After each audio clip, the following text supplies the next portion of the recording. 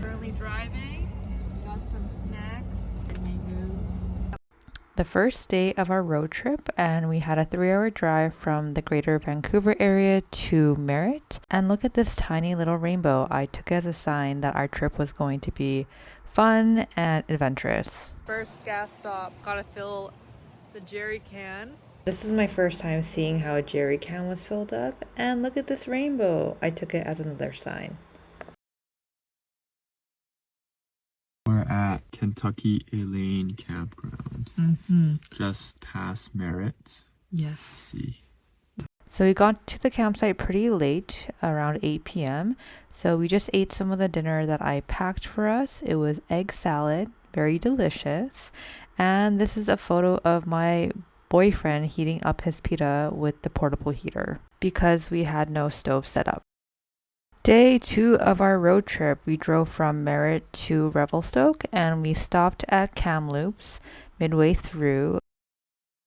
We did a pit stop at Kalamalka Lake, Kamloops, and I made a lentil coconut curry chicken for lunch with kale. It was so delicious. And this deer decided to have his lunch break at the same time as us.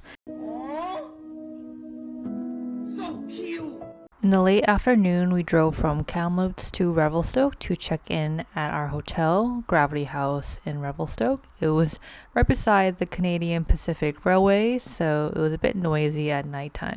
And for dinner, I cooked up a steak, warmed up some veggies, and our leftovers for a very satisfying dinner.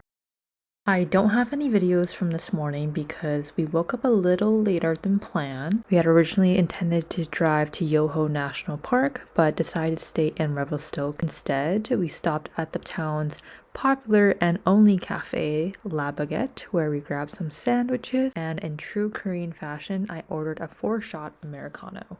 After work, we drove to Wapta Falls for a quick hike. I definitely recommend bringing hiking boots, water, and some snacks. The trail is pretty muddy and not particularly well maintained. I actually almost fainted during this hike because I did not have enough food or water in me. But I made up for it with a big dinner at our campsite where we were blessed to have such an incredible view of the falls.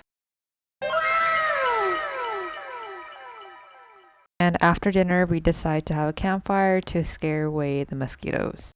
Day 4 of our trip, we did Yoho National Park to Banff and ended up in southwest Calgary. The morning was quite gloomy and we did a little bit of off-roading to get out of the campsite. We left the campsite pretty early, so we ended up at Lake Louise at 7:30 in the morning. It was still pretty busy, so I was quite surprised. On day 5, we were blessed with this huge breakfast spread that my aunt prepared for us. Look at my happy face. It's so round and puffy. And then we headed off to Trochu, which is around a 2-hour drive from southwest Calgary. And we attended the wedding, had some fun.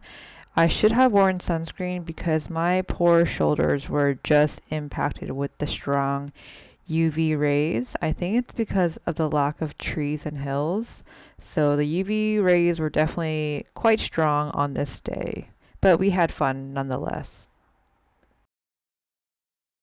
On day 6, we left Calgary and headed towards Jasper.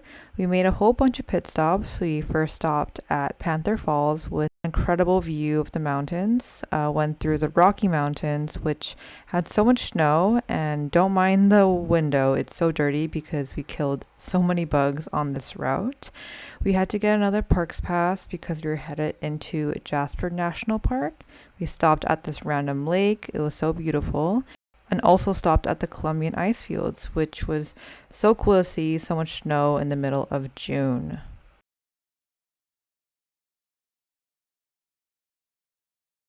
When we were driving on the highway, we found this campground, so we just decided to test our luck and turned in. It was very beautiful.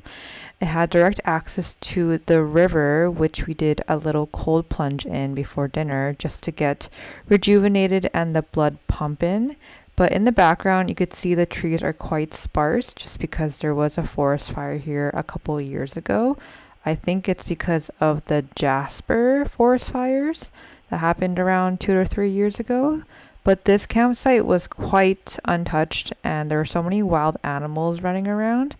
Story time, there was a raven that stole a bag of cheese that I left out while I was cooking, so that is my mistake. I definitely learned my lesson to not leave bags of food out. But yeah, you could see the trees in the back that are burnt down, but it was beautiful nonetheless. On day 7, we were blessed to see this big ass elk in the morning. It was like 7:30 in the morning and we just saw it. It was insane. We headed towards downtown Jasper, which was very close to the campsite, and decided to spend our day there. I just cooked and walked around town, and after we went to Tejon Lodge in Mount Robson to stay the night, which was really fancy and nice considering we did not shower for 2 days. And I had direct access to the Fraser River, so that was pretty cool. On day 8, we left Mount Robinson and headed towards Thompson Nicola. We did some work at the local library, and I picked up some quality meat at the gas station and cooked up a chili for lunch, which was very delicious. After we went to Humpkin Falls and did some sightseeing. Wow! But holy crap, bring some bug spray because there were so many mosquitoes. I got bit like 6 times in the span of 10 minutes. And you can see in this clip here, my hand just swelling up. My knee is swelling up also. So it's quite brutal. And then after we did some off-roading to get to our campsite. Low-key, a bit of a struggle this day just for finding a campsite and the problem of the mosquitoes itself. But hey, that's the joy of camping. You gotta embrace the good and the bad. My boyfriend risked his life to go get the food in the truck bed. Very grateful for that. And here's a clip of him dousing himself in off spray to scare away the mosquitoes. Another clip of him just doing all the work while I just, chill in the tent while I rage bait the mosquitoes with my delicious blood that attracts them.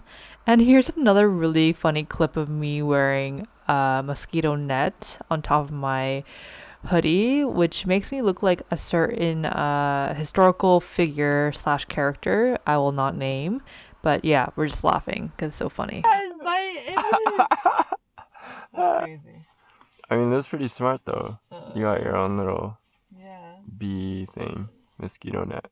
And we also saw 2 baby bears. They were so cute, but that also means that the mom is probably around. Day 9 of our road trip, we were heading from Clearwater to Lillooet.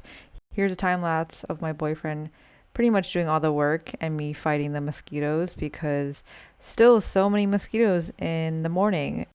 Did some off-roading to get out of the campsite.